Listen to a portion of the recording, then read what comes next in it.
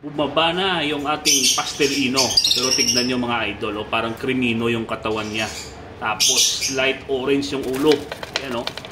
Ayan, pasok ulit sa nest box. Ito, tignan nyo yung Lutino Opaline. Tignan nyo kung gaano kadiin. Compare natin dito. Ito yung Lutino Opaline ko mga idol. Tignan nyo. Ang layo compare sa pastelino na na-breed ko. Parang Crimino Opaline yung katawan nun. Then yung ulo ay light orange. Samantala ito naman ay dark o. Tapos madiin. Tapos yung pagka-yellow ay madiin din. Ayan siya o. Tignan nyo o. Pero may kapatid yan na Crimino Opaline. Tsaka nasa loob. Ayan o. Ayan. Ang yellow hindi yan Opaline ha. Yan ay Lutino na sable. Pinaka-poster ko lang. Tapos, itong Crimino Opaline, kapatid niya. Yan o, dito sa likod.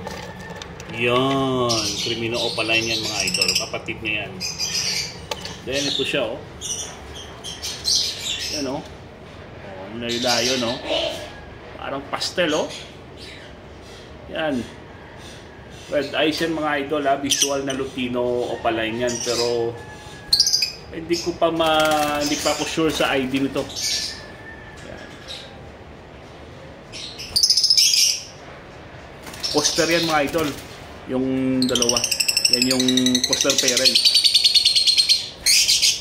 Pero visual dilute yan ha. Yung poster ko visual dilute. O, tingnan mo. Ayan o. Kakyang dilute na poster na. Tapos yung hen naman ay pumasok sa loob mga idol. Palabasin natin yan. Dilute oh. Dilute ang nagpo-poster sa kanila. Ayan.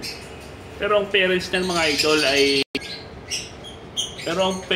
mga idol ay Crimino Opaline yung hen. Then ang cock ay green Opaline split par blue split ino.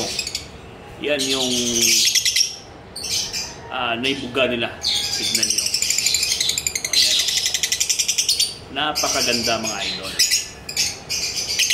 Ayan. Okay? Bye-bye.